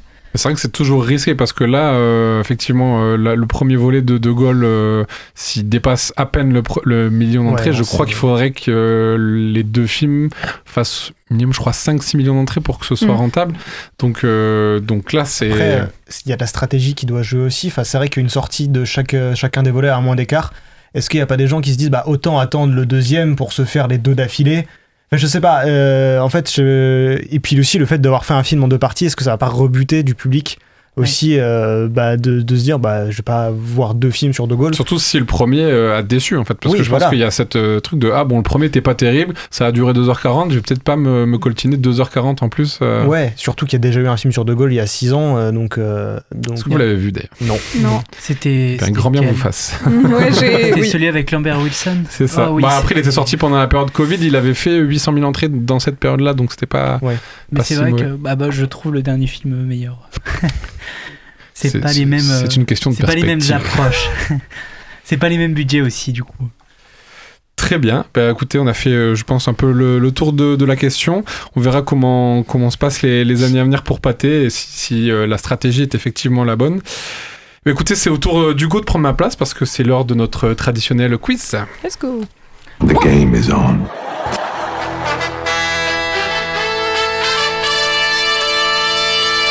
It's gonna be legendary. C'est la mer Noire. C'est votre ultime bafouille. I am sure, mais alors I am tout à fait sure que j'ai raison et que vous avez tort. Oh my God. What? No. Oh, hi, Mark. Anyway, lead on. Allons-y. Bonsoir. Bonsoir d'abord à Jules et Chenaille qui forment la première équipe de ce quiz dirigé par Jules. Et bonsoir bien sûr à Naomi et Jonathan qui forment la deuxième équipe de ce quiz dirigé par Naomi. Vous avez l'habitude de la première question, devinez le titre de ce quiz. C'est le titre. Alors je l'avais pas en tête, mais Naomi en a dit un, j'ai rigolé tout de suite, je pense que c'est ça, moi je valide dans tous les cas. Saka quiz. Ok. Nous on avait dit...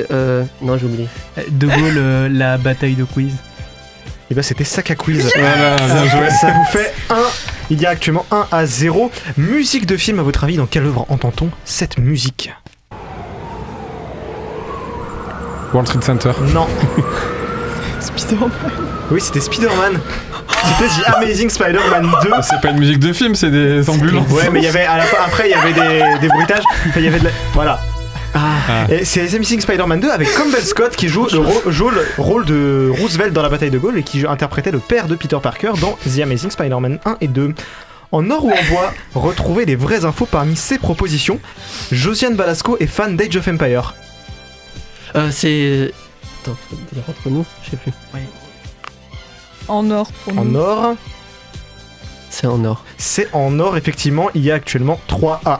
Effectivement, Josiane Balasco a même révélé avoir pris des bannes. Tuck Josiane. En plus de l'IMAX 70 mm, l'Odyssée de Christopher Nolan sera également présentée en IMAX Dome dans 3 cinémas dans le monde, soit le format cinéma le plus rare possible. Pourquoi pas? Mais moi j'ai envie de dire... vas-y. En bois. En bois. Ouais, j'ai envie de dire en bois aussi parce qu'on en aurait entendu plus parler. Quoi. Allez, en bois. Eh bien, c'était en or. What? C'est Okay. un format en gros roulette. panoramique à 360 degrés et c'est pour ceux qui veulent vraiment être des hipsters. Okay. Et enfin, Justin Kuritzke, qui a notamment écrit le script de Challenger, ça fait des corrections sur celui du prochain Spider-Man. Why? Je vais dire en bois, mais non. Je sais pas s'il aurait été chercher ça. Ok. En or. En or ici. Je sais pas. On va dire en bois pour être différent. En bois, eh bien c'était en or. Ouais, Hop, T'as fait que dur. il sera crédité au même titre que Chris McKenna et Eric Sommers, qui est scénaristes originaux. Qui a dit cette citation? Ça n'a jamais été sérieux, ça a toujours été une simple rumeur et j'ai toujours eu le sentiment que ce n'était pas réaliste. Steven Spielberg? Non. J'allais dire, ouais. James Bond a été écrit d'une certaine façon pour une bonne raison, même si j'ai pris Denis cela. Villeneuve? Non, comme un joli Idris compliment. Elba. Idris Elba, tout à fait. Qui parlait des rumeurs qui l'imaginaient en James Bond. 4-2 pour Naomi et Jonathan. La filmographie, je vais vous lister une filmographie, à vous de retrouver l'acteur ou l'actrice qui se cache derrière. Pour 3 points, Les Voleurs, La Demoiselle d'honneur, 24 mesures. Pour 2 points, Revoir Paris, La Virginie Fira? Non, La French. Benoît Magimel? Benoît Magimel, tout à fait. Il y a 5-2 de Benoît Magimel, qui était cette semaine à l'affiche de la bataille de Gaulle. Allez, quiz spécial cette semaine consacré à la Seconde Guerre mondiale. Pardon. Let's go. Ah oui, ça va les deux. Donc il y a 6-2. Mais côté résistant, côté collabo? Eh bien on verra, on va voir ça. Bonne question. Hop, qui c'est celui-là? Le lieutenant Rafe McCalloway. Dans quel film il est? Inglourious Bastard. Forrest Gump? Non, pas Forrest Gump, pas Inglourious Bastard. McCalloway. Putain, ça me vient. C'est un gros film de gros bourrin, si je puis me permettre. Michael Bay? Pearl Harbor? Pearl Harbor, tout à fait. Pearl Harbor de Michael Bay, c'est le personnage de Ben Affleck. Donc il y a 7-2. Une réplique, un film. Donc de quel film est tiré cette scène? Enlevez les frocs. Schnell. Achtung. Le jour J? Non. Schwarzwald, arrêtez. Soldats, lâchez vos armes. Ils sont deux, nous sommes 4, c'est terminé. La folle histoire de Max et Léon. La folle histoire de Max et Léon. Ah oui. C'est la scène où Jonathan Cohen fait un striptease. Le jeu des synonymes, j'ai remplacé tous les mots d'un titre de film par des synonymes et vous devez retrouver le titre original. Si je vous dis activité de mimétisme. The Imitation Game. C'est Imitation Game, tout à fait. Ouah, ça va très vite. 9-2, hein, c'est. Comme on dit, chez nous, c'est la On piquette. participe, c'est un peu plus important. Je savais qu'on allait gagner, mais là... Merci le Québec. Je vais vous donner le titre québécois d'un film américain. À vous de retrouver le titre français. L'ennemi aux portes. Les faux soldats Ryan? Non. Stalingrad. Stalingrad de Jean-Jacques What Hano. the fuck. Ok. C'est non mais c'est un match à sens unique ce soir. Je suis chaud. Merci Sens Critique. Je vais vous réciter une critique que j'ai trouvée sur Sens Critique. À vous de retrouver le film. Même avec un sujet aussi grave, se prend encore les pieds dans le tapis. La liste de Schindler. Oui. Mais quoi? C'est pas Mais t'as lu possible. mon quiz, Non, toi. pas du tout. Mais la Seconde Guerre mondiale au cinéma, j'aime bien. Ah oui, ok. Côté Bizarre. collabo ou côté Bizarre. résistant? Ça dépend des jours. Question Oh. casting. Je vais vous lister un casting à vous de retrouver le film. Orion Lee, Branko Tomovic, Jack Bannon pour 4 points. Pour 3 points, Scott Eastwood, Alicia Von Rydberg, Anna Maria Marinka. Ah putain. Pour 2 points, Jason Isaacs, Michael Peña, John Berntal. Jojo Rabbit. Non. Band of Brothers? Non. Pour 1 point, Logan Lerman, Shia LaBeouf, Brad Pitt. Ah, Fury. Ah, Fury, il j'ai l'a eu, entendu il l'a du eu, côté tu du l'as jeu, eu. ouais. Tu marques un point. Pour une fois. Et ouais, donc vous êtes à 11-3. J'ai complètement Vous déconnecté montez du jeu, les tranquillement. gars. L'a pas tourné, à votre avis, lequel de ces acteurs français n'a jamais joué un résistant? Jean Dujardin, François Civil, Félix Moati ou Gilles Lelouch? Est-ce que tu peux redire Jean Dujardin, François Civil, Félix Moati ou Gilles Lelouch si vous êtes à la vidéo, leur tête s'affiche à l'écran. Et attends, c'est quoi la question? Qui n'a jamais joué de résistant? De résistant. François Civil a fait des films sur la Seconde Guerre avec la Seconde Guerre. J'en sais rien, gars. Moi, je sais juste que Jean Dujardin, il a fait un collabo. Il a fait un collabo, mais je pense qu'il a... Nous, on dit François Civil. Vous dites François Civil, je note. Je suis chaud pour François Civil aussi. Vous prenez François Civil. Je le vois pas faire un film historique. Alors, Gilles Lelouch, on en a parlé dans l'actualité, a effectivement tourné dans le film Moulin de Laszlo Nemes. Félix Moati a lui tourné dans Résistance en 2020 et François Civil dans Nos Résistances en 2011. C'est Jean Dujardin qui n'a jamais joué de résistant. Il a joué. J'étais tellement peu sûr de moi. Ah, attends. Simon. Simon me dit qu'il a joué dans un film où il est résistant. Bon, cette question, de toute façon, vous n'avez pas marqué. Allez, on remet les points à zéro. Ouais. Ça t'arrange bien, tiens. Bon, mes infos étaient périmées. Musique de film. Dans quel film peut-on entendre cette musique? Jojo Rabbit. La Grande Vadrouille? Non. La 7ème compagnie? Non. On est plutôt de Outre-Atlantique. Patton? Non. On est dans un film du début des années 2010. Jojo Rabbit? Non. Mais j'ai dit Jojo Rabbit. Du début des années 2010. Mais c'est un film un peu plus fantasque quand même sur la Seconde Guerre mondiale. Cat? Non. Un gros blockbuster. Non, attends, je suis con. Captain America. Non, Captain America, effectivement. Oh, oui. Il y a 11 arcades. C'est la petite séquence musicale de propagande au milieu du film. Duel Time, donc, cette semaine. Bon, alors évidemment, je pense que vous l'aurez compris, c'est Jonathan qui va pouvoir choisir son thème en premier. Et tu vas avoir le choix entre. C'est pas moi la chef d'équipe. Ah oui, Naomi, tu vas pouvoir choisir ton thème en premier, ou entre The Best et La Selban. Attends, répète. The Best ou La Selban. La Selban, c'est quoi? Là, c'est le ban. Ah. Là, c'est le ban. Là, c'est le ban. Lequel de ces films de Nazisploitation au titre très subjectif n'existe pas? La dernière orgie du Troisième Reich, Hôtel du plaisir pour SS, Train spécial pour Hitler ou 4 bombes atomiques pour un Führer? Je veux tous qu'ils existent. Attends, répète. La dernière orgie du Troisième Reich. Il y a des films X dedans. C'est que des films aussi très érotiques. Okay. La dernière orgie du Troisième Reich, Hôtel du plaisir pour SS, Train spécial pour Hitler ou 4 bombes atomiques pour un Führer. Je vois trop un acteur porno avec sa petite moustache. Ouais. C'est quoi le troisième, pardon? Train spécial pour Hitler. Ça me paraît gros quand même. Mais moi, c'est le deuxième qui me paraît gros. Enfin, genre, la formulation est trop bizarre. Je vais dire le deuxième au cas où. Donc, Hôtel du plaisir pour SS. Ouais. Ok. Eh bien, Jules, oui, c'est toi qui réponds. Oui, il te reste la question The Best. Lequel de ces films sur la Seconde Guerre mondiale est le mieux noté sur Sens Critique? Merde.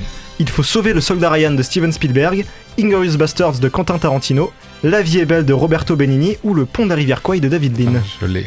Le mieux noté? Ouais, le mieux noté. Ah, j'hésite. Je vais tenter Le pont de la rivière. Et le pont de la rivière Kwai, je note. Et bah écoutez, vous savez quoi, on va commencer par vous. Alors, le soldat Ryan est à 7,4. Inglourious Basterds est également à 7,4.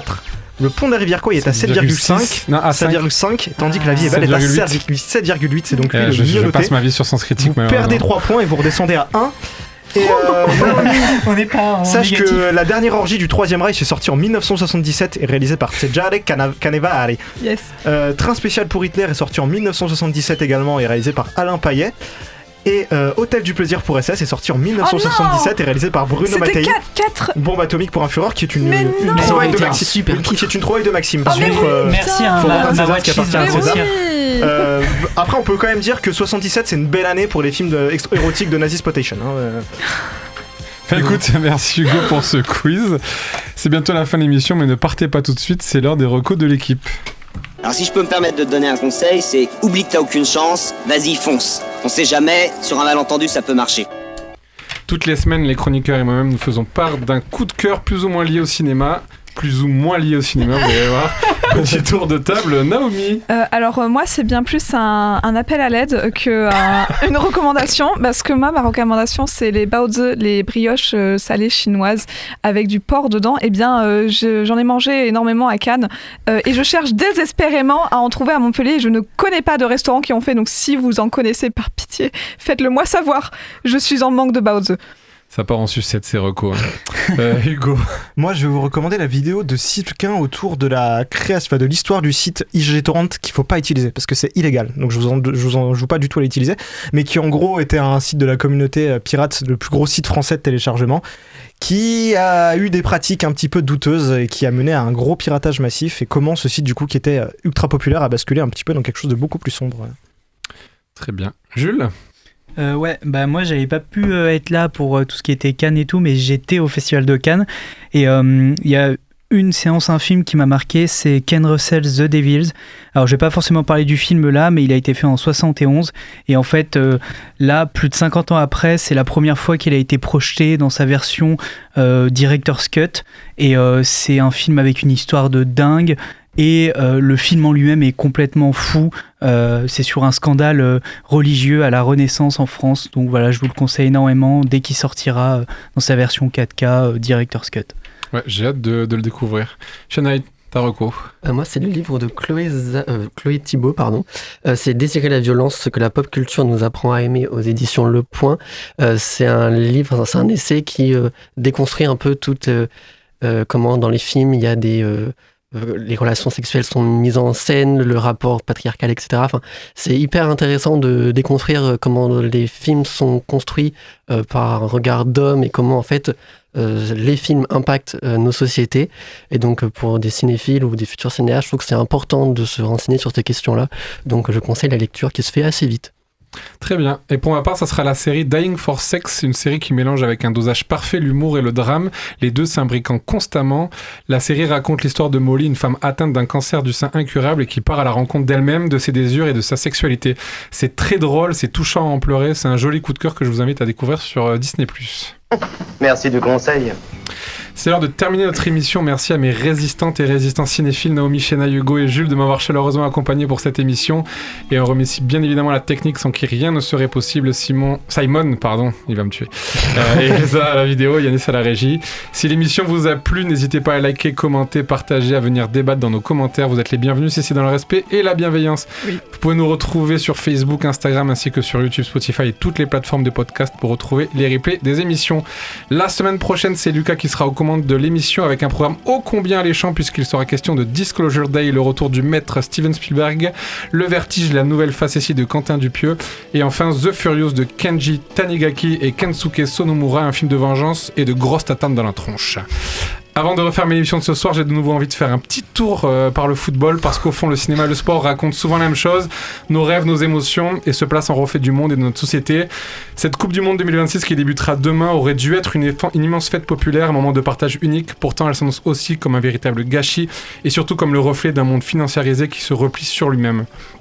L'Amérique raciste de Trump qui sélectionne les supporters selon la couleur de peau ou celle du passeport nous ôtant la joie d'une célébration universelle. La FIFA, véritable mafia, transforme un peu plus chaque édition cette passion extraordinaire en quête effrénée d'enrichissement et du business. Et pourtant, malgré tout cela, le football garde quelque chose d'indestructible, la passion, l'union. Ne laissez pas les fascistes et les financiers gâcher une fête qui a été et qui demeurera toujours populaire, une émotion collective qui ni l'argent ni la politique n'arriveront jamais à confisquer. La chanson que j'ai choisie pour conclure cette émission, c'est un petit peu avec de la superstition, parce qu'en 98, la France décroche sa première étoile. I Will Survive est devenue une émotion collective nostalgique, encore une fois.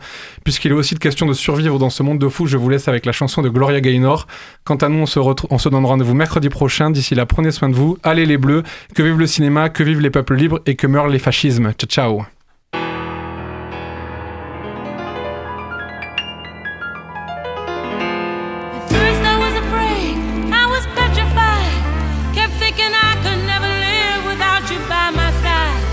But then I spent so many nights thinking how you did me wrong, and I grew strong, and I learned how